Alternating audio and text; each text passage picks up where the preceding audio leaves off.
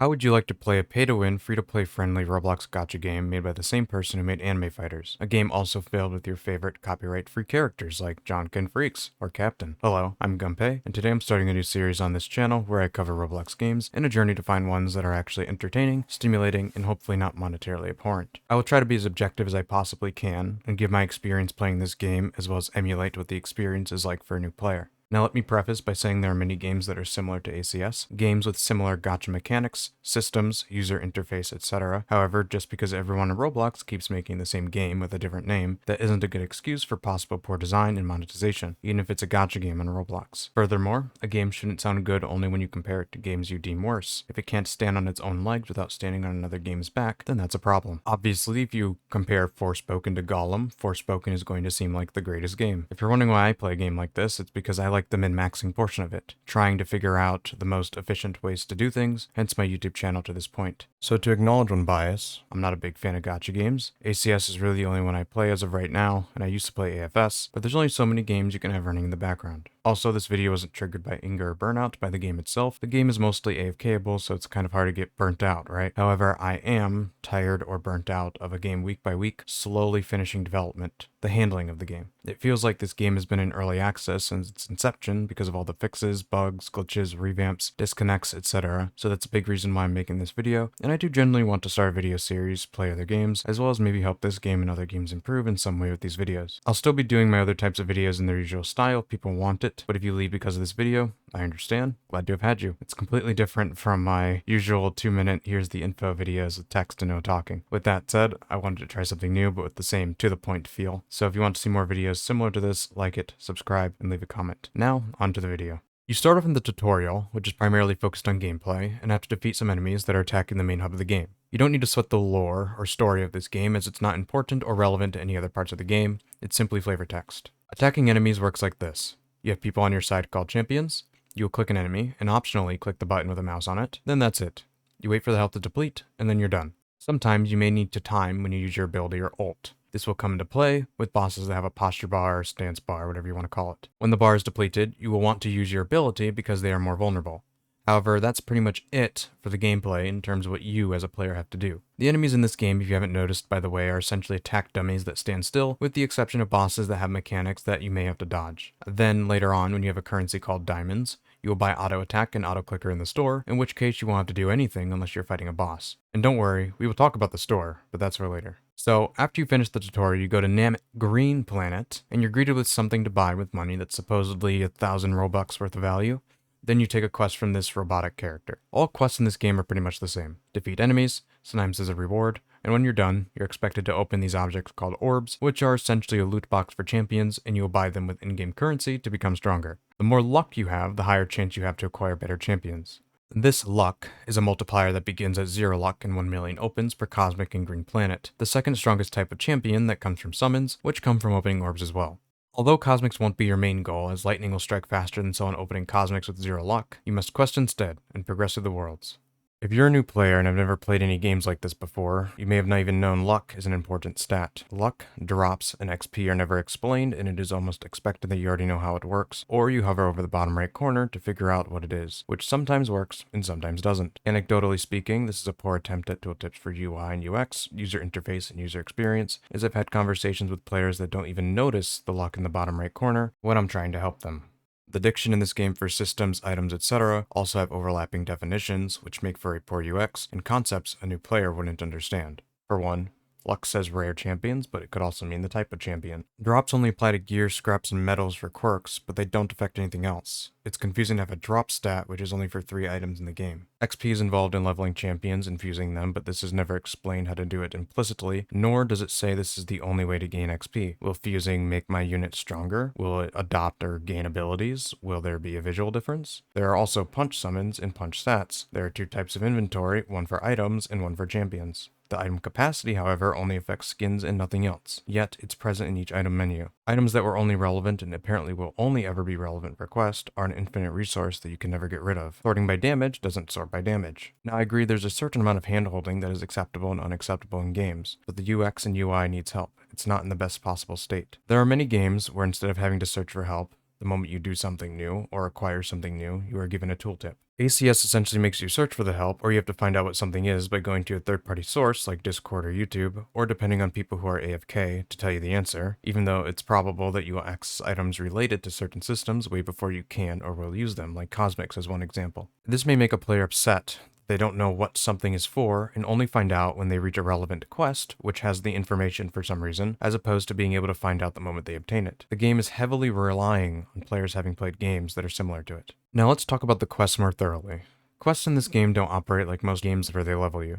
A handful of quests give rewards like cosmic summons, which are good, mounts and unlocking parts of the game, but most of them don't give anything, don't give experience, and they don't teach you anything. They just tell you to do this, buy this, and go here. Experience in this game is achieved by fusing your champions into other champions. The way you level up these champions, I will say, is not very straightforward, and it's expected the player already knows how to do this. Most players will simply grind coins until they can reach the next world, and then open champions that, at base, are stronger anyway. The quests serve a function, that being unlocking more systems in the game, but they almost feel meaningless. The systems a player unlocks could just be a trigger when they reach that world. Similar to on games like Final Fantasy XIV, you unlock flying after reaching certain points of the game, typically during main scenario quests, and they don't make you do an entire quest only for flying. To unlock mounts in the first place, there is a quest to unlock mounts, which is a part of the main quest line, but there's a reason for those quests. There are no quests that are empty with no reward, and they also teach you along the way, which provides a seamless and enjoyable experience for the player. To compare other Roblox games, however, in Bloxfruits, to my understanding of what I've played, you can go to any island within the same sea without a level prerequisite, and the quests all have some form of experience gain or reward. In Anime Fighters, its predecessor, you can do a raid as long as you have that world unlocked. All time trials can be attempted right away as well.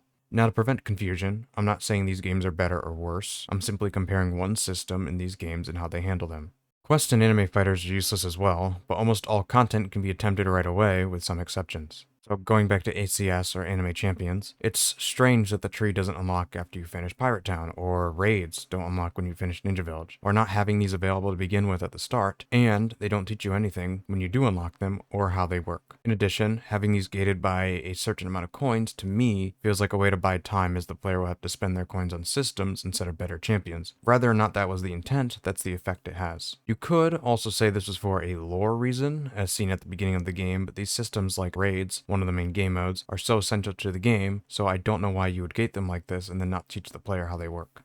This ties into another part that's important with games, which is player choice and endurance. A large majority of the parts of the game that are actually quote-unquote gameplay are tied up in incentives that strengthen your champions, like raids, Titan trials, and dungeons, which I personally believe is because the gameplay isn't good enough to stand on its own, and that's why the raids and dungeons are gated by worlds.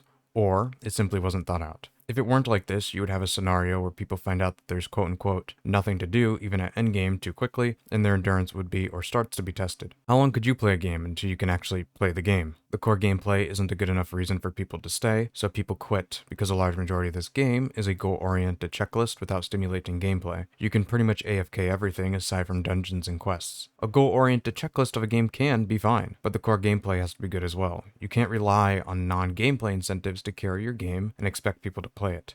People can't even AFK the largest parts of the game because they're gated by essentially several days of filler. I understand raids, dungeons, and Infinity Trials are endgame content, and for Infinity Trials they start really high health, but there's no indicator of that until you're in it. But they're the only parts of the game where you can actually repeatedly do something with your champions aside from the tedious, monotonous quests where you do the same thing 10 or 25 times. Then to make matters worse, most people can't or don't AFK, so we run into the saying of, quote, just play 100 hours and it'll be good, end quote. You may be able to convince someone of doing that, specifically children who have time as their oyster, for maybe a game that's all gameplay like an ARPG or a really long story game. But for a game that you barely play, even when you aren't AFK, it's going to be a hard sell. Games actually have to be fun to play. You can't rely on incentives in place of what's actually fun to do, so with that, players leave because they are either exhausted or bored. One more note. The minority of players who are at the endgame aren't burnt out, as a lot of people like to say. These players are bored. They've done everything the game has to offer, which isn't a lot, mind you, so they move on, which is fine, and to the credit of any game, even ACS, there are too many people trying to find a, quote, forever game, which shouldn't exist. Play other games and stop trying to be married to one. People always use that term incorrectly. There's not even enough content in this game that I think would actually make someone fatigue from playing, just boredom. That's not an insult. As I'll eventually point out, 99% of your playtime will be AFK. Now let's talk about the store. As I said at the beginning of the video, the game is pay to win but also free to play friendly. On a scale of Elden Ring to Clash of Clans, it's roughly in the middle. You don't need to spend a dime, however you can expedite the process of many things in the game, like buying all the game passes outright, doubling XP, coins, luck, etc. Same thing with your upgrades, all mostly centered around how much money you spend or how many dailies you've done, like acquiring movement tokens, buying more inventory, spending diamonds on radius, and more. So it's more pay to progress or convenience, which is still pay to win by the way, and the same or worse because this means the developer is intentionally making the game slower or worse in order to make the game money. There's also orbs called dimension orbs, which cost a ridiculous amount of money considering they're units that scale to your strongest unit and are only a 0.14% chance to acquire one that would be useful, scaling at 100% or more. This on average would cost you this number in USD, depending on if you buy the cheapest diamond cost and if you buy the orbs one by one. That much money for a unit that isn't great, doesn't contribute to damage bonus if it isn't godly, and you only have a 0.14% chance of receiving. Godly is a unit that contributes to damage bonus universally.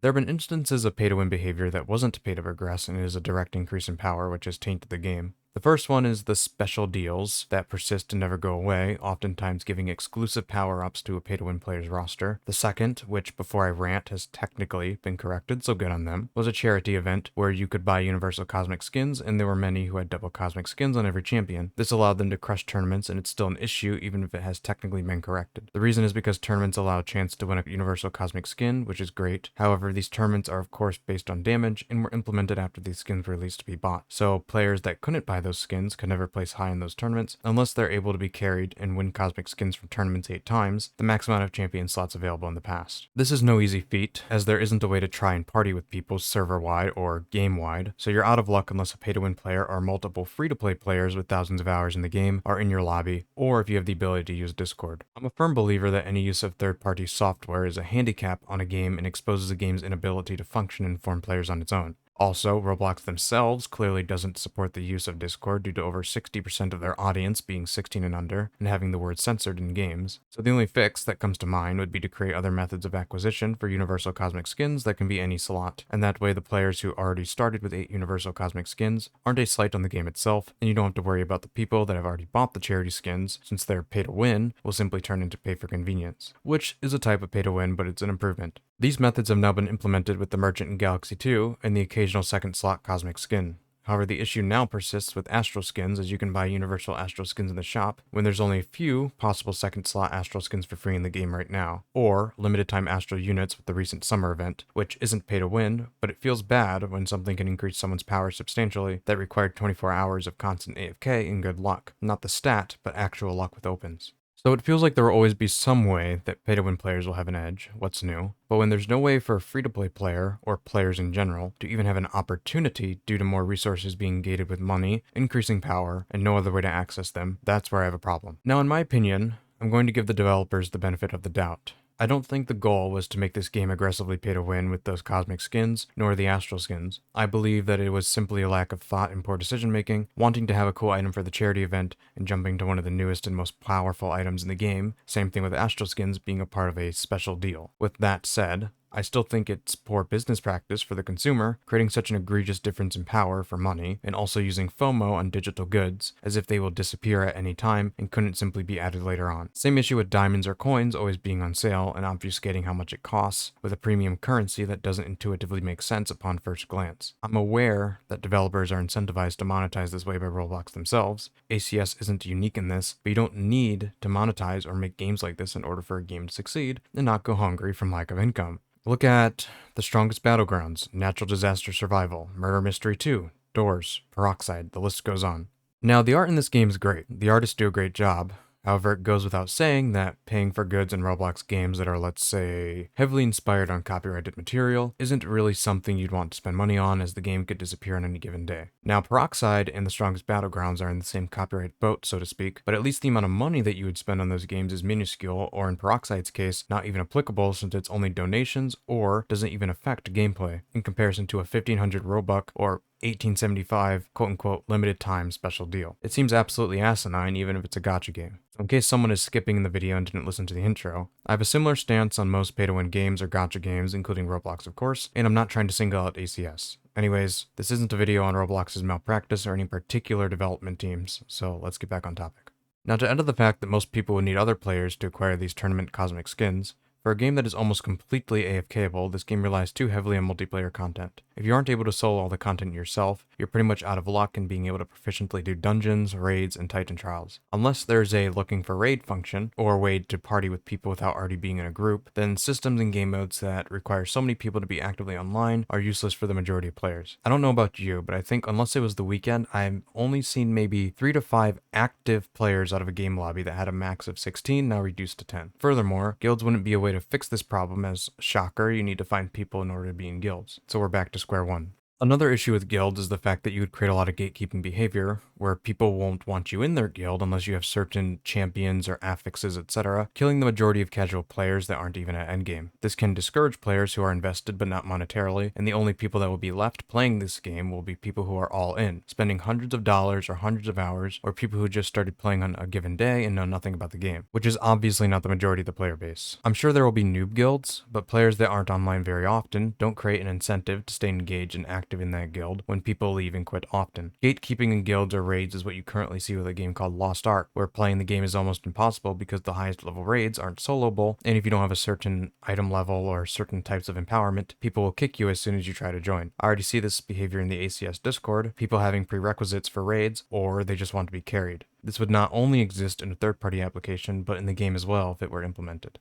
This section of the video will encompass most of the things I've talked about, my subjective feelings on the game as a whole, as well as some subjects that didn't need their own section. I've played this game for quite a while. Probably only 1% of the play time is not AFK, which some people may enjoy, and that's fine. I clearly don't mind at all. What I like about this game is the min-maxing portion of it. Figuring out the most efficient ways to do things is what I like about most games, but that's not really the goal of the game here, that's my goal. The goal of the game is first and foremost to be fun, and apparently it's classified as an adventure game. Side note to nitpick, I think we need a new category for Roblox games called gacha, because there are so many of them, and for the most part they're all copies of one another. Same UI, same systems for opening units, same lack of gameplay. I also don't understand why they're all simulators. Like, what are they simulating? Personally, I've never played a single Roblox game with simulator in the title that was actually simulating something. Simulator, a device that enables the operator to reproduce or represent under test conditions phenomena likely to occur in actual performance, like Euro Truck Simulator or Flight Simulator. Most of these games would probably fall under emulation, as they're presumably trying to capture an experience either equal to or greater than the original work that they're copying from, but like I said, nitpick. Most of the issues with this game are what it's at its core. The gameplay is underwhelming and barely present. The store has unsavory forms of monetization and pay to win, like leaderboards and upgrades that only incentivize time and money spent in game. The amount of time someone would have to sink into this game to actually play the more interesting game modes like raids, Titan trials, dungeons, etc. is far too much for the average player. We're looking at more than 4 hours, speaking from personal experience, if you're only focusing on progressing through worlds and nothing else before there's something to do besides wait for your units to defeat enemies, or 1,000 hours to finish the luck upgrades, or that's what it used to be. I released a YouTube short a while back about how long it would take a casual player to reach 1,000 hours, using a study that gathered the average playtime of a casual gamer being 3 hours a day, which would mean it would take someone 333 days of actively playing the game to fully upgrade your luck, a vital stat in the game that you can't simply grind for. I don't know about your definition, but AFK opening orbs for almost a year as a casual player doesn't sound like grinding to me. So to someone who just started playing the game today, the game is a gacha simulator, with the only saving grace being the fact that it has your favorite anime characters that you can sometimes use that could be subject to copyright at any point, and there goes the money you've spent on it. Which, to be fair, is the state of most live service games, but that's a whole other conversation. The game has many systems that aren't necessary and just make the game more confusing for players. It's not intuitive. This game desperately needs a help tab, to the affixes, to harmony, to what characters are the best, to not even knowing what cosmic summons are when you receive one because the quest for them is all the way in Bizarre Bazaar. The DPS meter is unintuitive when comparing DPS to average DPS. Why are the numbers in this game at theoretical sizes to the point where they lose all meaning? I've never played or seen a game outside of these quote-unquote simulators that has numbers that are that big. Even Lost Ark, known for its big numbers that people say are too big, go to the billions, and Honkai Star Rail go to the hundreds of thousands. The game's scaling is awful. Why does this game have quirks, affixes, runes, etc.? The entire game is a DPS check with no inherent strategy or active gameplay, with the exception of having to run to enemies from time to time and maybe having to dodge mechanics, unless your auto attack is so large you don't have to do anything and you can just stand on a platform to avoid ever interacting with the enemies. If the game plays itself, why does it exist? Throne and Liberty had this problem so much that NCSoft's stock went down because there was basically no game in comparison to what they had initially advertised. Puncherability doesn't matter since it barely changes the way a person interacts with the game. Most games that have these systems are because it completely changes the way you play the game. You know, a game with actual mages or warriors that has gameplay differences, strategic differences, as well as aesthetic differences like Path of Exile or World of Warcraft. That isn't just an alt that functionally doesn't require you to do anything different. The leveling feels completely broken. The only reason to level champions is to make sure they're current with the world you're in, and so you can continue to do the infinitely scaling raids that increase by roughly 3 to 5x health each update. I've done the math. I used to do raid DPS videos. Do you actually enjoy AFK leveling all your champions? It's also why the numbers are so big. Do you know any other game that increases by a factor of 3 from what it used to be? If you do, that game also scales poorly. All of the aforementioned systems in this game feel thrown in because that's what most games have, without acknowledging if this game needs it. There's a sheer lack of information given to the player, as well as a lack of understanding whether or not something is necessary, because there's so much bloat and no tools to figure this out on your own in an applicable manner aside from, oh, apparently this makes me do more damage. AFS has the same issue. There's so many empowerment systems in that game. Here's a quick look at how many items related to empowerment there are in AFS with the currencies, and here it is for ACS. Yes, these all do different things. It feels like ACS is going towards the same place. Even something like Genshin Impact, which I'm sure they're taking a lot of influence from, or at least games like it, has a lot of items as well, to the point of bloat. But whether it's because you have more HP or more defense from artifacts or weapons, there's an obvious reason why these systems exist in this game. Leveling artifacts and weapons in Genshin Impact is actually tied to and changes gameplay, fighting enemies, doing quests, in the sense that you play the game to level with a currency in between. Whereas for ACS, as I've said before, it's there for no justifiable reason aside from showing world progression. There are levels, quirks, skins, runes, harmony, and the only reason I can think of for one of those is overcomplication or making units that expedite a purposefully programmed and arduous process like opening orbs, so increasing luck or drops. Remember that I'm saying this from the position of someone at the endgame that can solo most content. I've already done the grind, and leveling units for a completely frivolous reason isn't fun. Games can have frequent updates and incentives. They can have systems like the previously described ones. But the first incentive has to be the gameplay itself. If the positive reinforcement isn't good enough from the game itself, why would somebody play the game or continue to play the game? People play Genshin and Honkai because the story, as well as the gameplay, is compelling. People play Pet Sim because although I find it boring, there is a constant positive reinforcement happening. Now, I don't want ACS to be Pet Sim, definitely not. I don't want them to change the entire game to be like Honkai or Genshin. I don't want this game to fail. I would like to see it succeed, but the game needs a massive overhaul, and a reason to play other than feeling like you need to keep up with the game as to not become behind or opening orbs. Everyone loves to make the joke orb opening simulator, and most of the time they're right. If you notice with most gacha games, opening units is secondary to the gameplay and not the majority of the gameplay as with the ones I already mentioned. Even something like Fate Grand Order has a story and turn-based combat as the primary form of entertainment, even if it's not that great. I can have my opinion about Fate Go, but the money made and active players over the course of years says otherwise. So, to conclude, when you remember that there are other games like ACS without any of this bloat and or they have great gameplay, it brings me back to what I said a couple minutes ago. Does this game need this? Is it fun? If you have any ideas for other games you'd like to see broken down like this in a similar fashion, let me know. I'm pretty much open to any Roblox games you deem really bad or really good. Either way, I'm happy to cover it. Leave any thoughts you have down below. Thank you to the people who didn't skip through this video and listen to the end. Like and subscribe if you enjoyed the video, and thank you for watching. Have a great day or night.